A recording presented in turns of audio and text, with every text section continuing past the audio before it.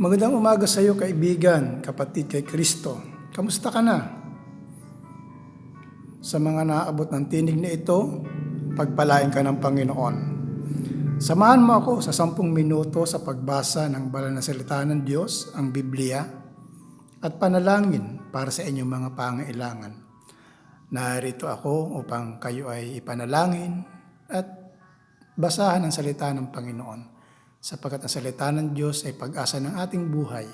Sabi nga ng ating Panginoon sa Mateo, Kabanatang 4, Talatang 4, Man does not live by bread alone, but by every word comes from the mouth of God.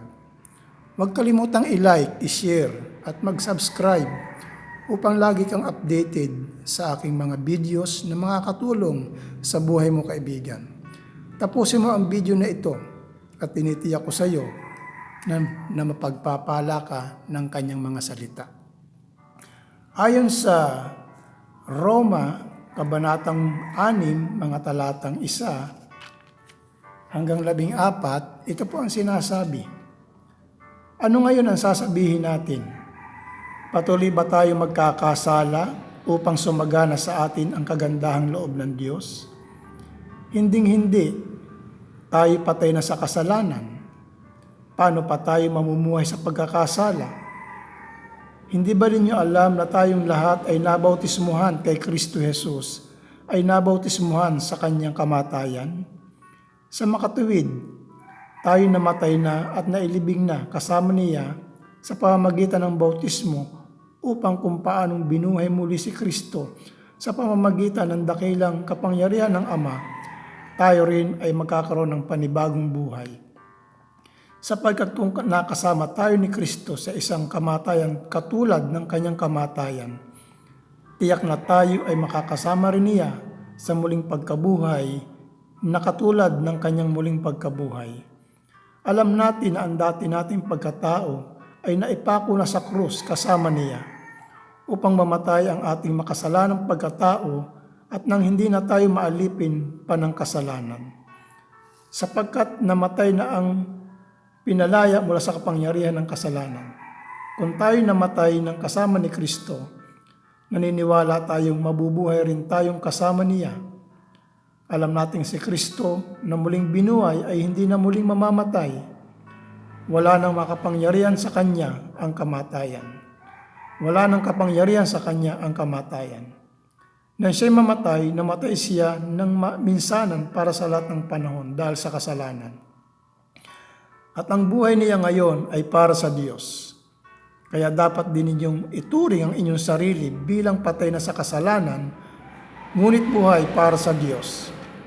Sapagkat tayo nakipag-isa na kay Kristo Jesus. Huwag na ninyong paghariin ang kasalanan sa inyong mga katawang may kamatayan upang hindi na ninyo sundin ang masamang hilig nito.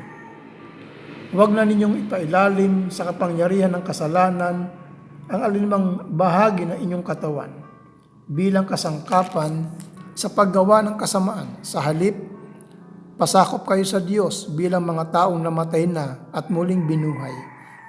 At ihandog ninyo sa Kanya ang inyong katawan bilang kasangkapan sa kabutihan, sapagkat hindi na dapat maghari sa inyo ang kasalanan dahil wala na kayo sa ilalim ng kautusan, kundi nasa ilalim ng kagandahang loob ng Diyos. Pagpalain ng Diyos ang kanyang mga salita sa ating pong mga puso. Kapatid, kaibigan, samahan mo ako sa ating panalangin. Ama naming banal, Diyos na makapangyarihan, maraming salamat sa pagbasa ng iyong mga salita. Na tunay na kailangan namin ng aming espiritual na buhay, sapagkat katulad ng sinabi mo sa iyong mga salita, hindi lamang nabubuhay ang tao sa pagkain ng tinapay, kundi sa bawat salitang namumutawi sa bibig ng Diyos. Kaya Panginoon, dalayan ko po ang kaibigan kong ito na nakikinig, patuloy mo siyang pagpalain, i-bless mo ang kanyang buhay, kung siya man po Panginoon ay may mga pangailangan, patuloy mong katagpuin ang kanyang mga pangailangan, Panginoon. Kung siya man ay may karamdaman, pagalingin mo siya, ano man ang sumasakit sa kanyang katawang lupa. Panginoong Diyos, walang bagay na hindi mo kayang gawin sa kanyang buhay. Walang imposible sa inyo. kung siya man po ay may nararamdaman ngayon sa kanyang physical na katawan, sa amang bahagi ng kanyang katawan, dalayan ko Panginoon, iunat niyo po ngayon patungo sa kanyang kinaroroonan ang iyong makapangyarihang kamay. At padaluyin niyo po ang kagalingan at kalakasan ng gagaling po Panginoon sa inyo. Sa pangalan ni Jesus, kapatid, tanggapin mo ang kagalingan mula sa ating makapangyarihang Diyos. Sa pangalan ni Jesus. Dalayan ko rin po Panginoon, kung siya man ay may mga pangailangan sa kanyang buhay, sa kanyang pamilya, sa kanyang mga mahal sa buhay na material na bagay. Magbukas ka ng mga pintuan upang siya po Panginoon ay magkaroon ng mga material na bagay. Gumamit ka ng mga babae at lalaki upang matugunan ang kanyang mga pangailangan, Panginoong Diyos. Kung siya man po Panginoon ay humaharap sa mga pagsubok ng buhay, ano man po ang kanyang mga pinagdadaanan, struggles, ano man po Panginoon ang kanyang mga kinaharap na mga problema, mga hamon ng buhay, at tila gusto na niyang sumuko, Panginoong Diyos, tulungan niyo po ang kapatid kong ito, ang kaibigan kong ito, ang tagapakinig kong ito. Patuloy mo siyang iangat, ibangon, patuloy mo siyang palakasin at pasiglahin. Panginoon, kung ang kanya pong pananampalataya ay sinusubok ng iba't ibang klase ng kahirapan, patuloy mo siyang palakasin ang kanyang pananampalataya sa inyo. Kapatid, tingnan mo si Kristo. Tingnan mo siya. Siya lamang ang Diyos na pwedeng makagawa sa inyo upang ikaw ay tumatag sa kanyang pananampalataya. Ang banal na Espiritu ay anyayahan mo sa iyong puso. Panginoon, maraming salamat. Dinadalayan ko rin po, Panginoon, sa inyo ang mga kababayan po namin na mga OFW. Patuloy po ninyo silang iingatan at gagabayan. Sila na mga nagtatrabaho sa abroad upang maitaguyod ang kanyang pamilya.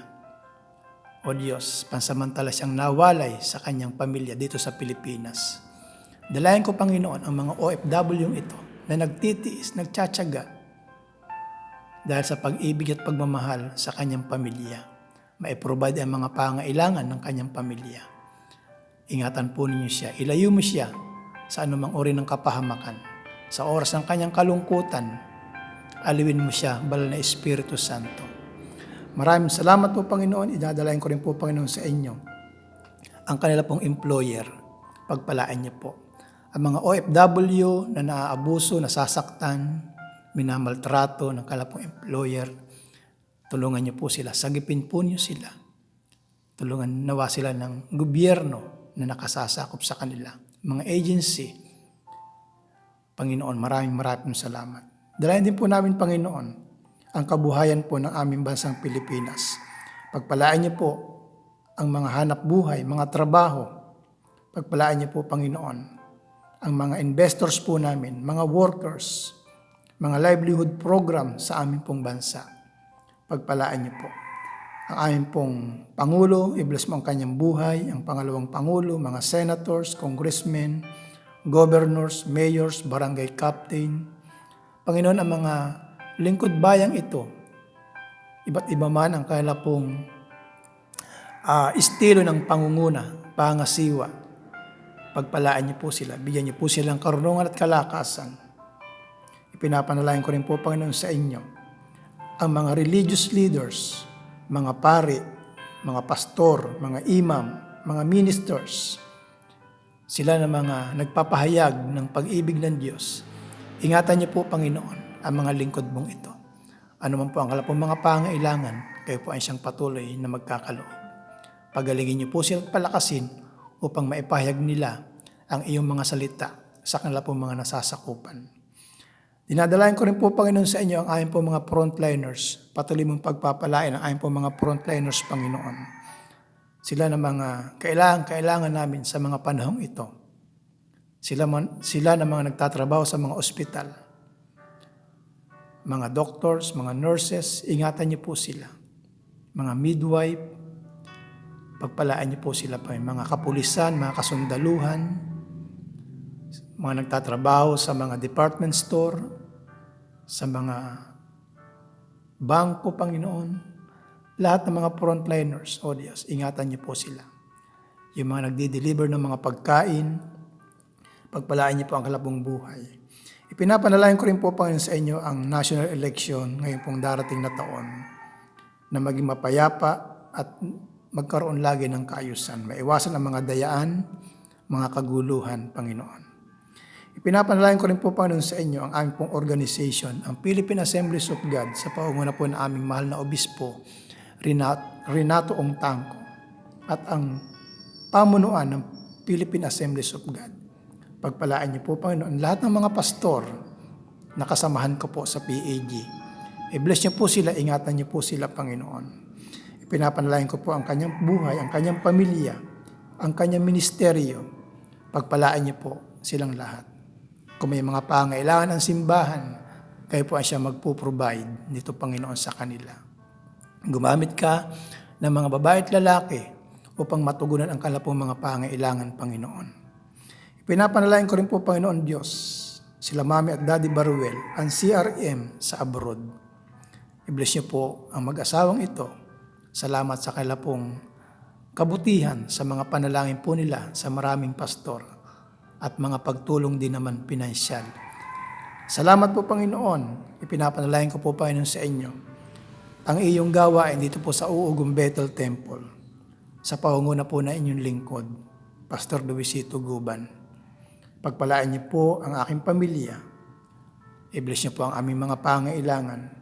Dalayan ko rin po ang aking pong mga kasamahang manggagawa, ang mga diakono.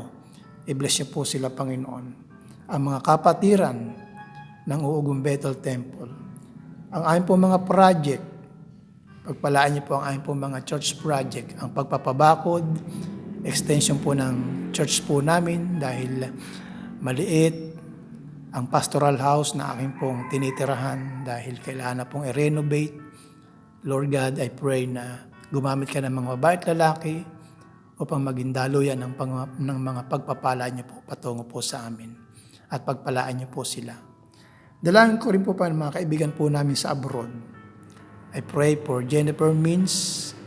I-bless mo siya, Panginoon. Bigyan mo siya ng kalakas at kalusugan ng katawan. I pray for Lana Milencovec. Prayer for healing, O God. I-restore mo ang kanyang physical na katawan. Maging kay Rose Lehman, kay Abigail, kay Brother Merin Hana. Bless niyo po sila. I pray for Bishop Alexander Yense Molemi, even kay Pastor Brian Grant, Pastor Dennis Dinglasan. Lord, I pray, i-bless niyo po, Panginoon, mga lingkod mong ito. Maraming salamat, Panginoon, at samahan niyo po kami sa buong maghapong ito. Pagpalaan niyo po kami, Panginoon, at bigyan ng kalakas at kasiglahan. Maraming salamat, Ama, at purihin ka. Ito po ang aming dalangin sa tanging pangalan ni Jesus. Amen. Magandang umaga po sa inyong lahat, Pastor Toto Guban ng Uugong Bethel Temple, Santa Cruz, Laguna, Philippines.